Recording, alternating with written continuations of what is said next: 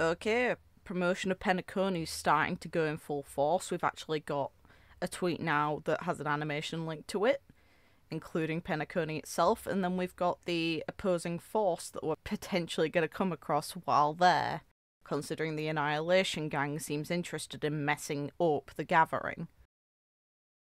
So a little bit of information on all of these 5.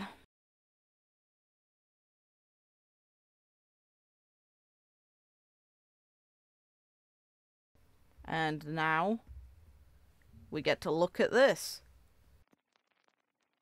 The hell? It's like, I assumed it was going to be some Alice in Wonderland kind of stuff anyway. Tick-Tock, our friends awake and asleep. Welcome to... And it's going for it mixed with, like, really, really early animation. The walking hats. I'm your guide, Wacky. Let's see all the wonders Penacony has to offer. I'm wondering how some of these characters are going to react to this. We know that Dan Hunt's not going to roam around. The busiest street in town, Lux Avenue. I guarantee in the whole universe, this place is #1 for hustle and bustle. Ooh. March will love this place. Dan Hung would have questioned it. Walking mustache wash. The little birds. Oh. The eye silhouette. You can find everything you need at the OT Mall. I appreciate the vibe that they're adding. Oh, it's the little bear from Bellabog. The little polar bear and the bear cub that we find. Imagine that! You can even buy dreams here! Huh? Well, you mustn't ever forget. To always have some cash on hand! Coca-Cola. Looks like one. Tick-Tock! Delicious! You can't leave Penacony until you've tried a sip of Soul Glad. Dog person. It's the beverage of your dreams. Oh god. That is not how that works. Yeah, that is kind of how it works. It'd make your hair a wreck. Park, where you'll enjoy bottomless Soul Glad and taste the legendary Himeko flavor. Remember to bring an umbrella. Soul Glad, the beverage of dreams, product of Penacony. One bottle and acid your trip. Shine bright. One sip and your dreams take flight.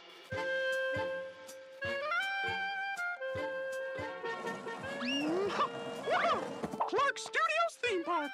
This is my stomping ground.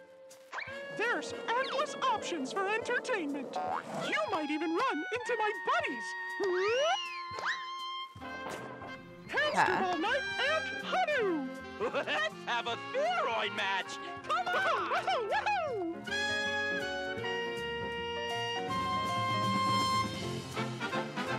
Tick-Tock, that concludes our tour. As you can see, Penacony is the funnest destination in the universe. Excited? Then get moving. The land It's gone through quite the change since being a prison.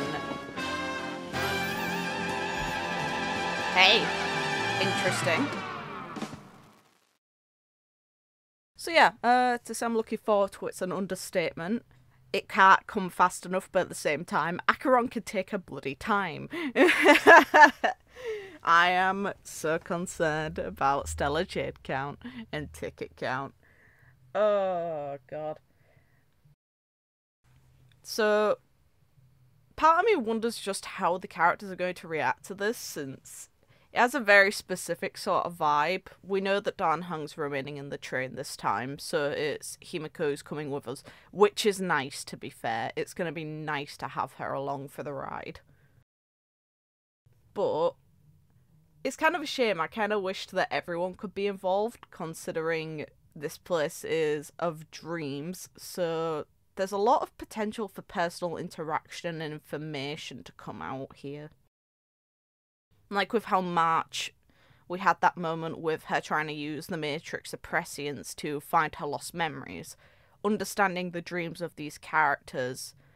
It's like dreams are the way that we as people seem to deal with information from our day-to-day lives and anything that's actively bothering us. It's the way that our brain just tries to organise information. So it's why we can have such realistic seeming dreams when we're not fully asleep. Well, not in the deepest stage of sleep, because a lot of our body is still active during RPM. Meanwhile, it's also why dreams seem to be quite fluid and based on things that we're actively thinking about. So if you're worried about, like, a good example is, I think I had a scare once relating to a family member, and I actively ended up dreaming about that thing happening to said family member, and it actually really concerned me when I woke up. Because it's not the sort of thing you want to dream about, but because your brain's trying to detox it, that's what came up. So it's just, there's a lot of potential for things to both stay very clean and happy, because people obviously dream of things that make them happy, and things to become really bloody dark here. And I'm kind of hoping for the latter, because not everything can be this squeaky clean place. There's bad things regardless of what you look at and where you go. There's also a lot of good in them, but you have to at least acknowledge both. Either way, I'm very interested.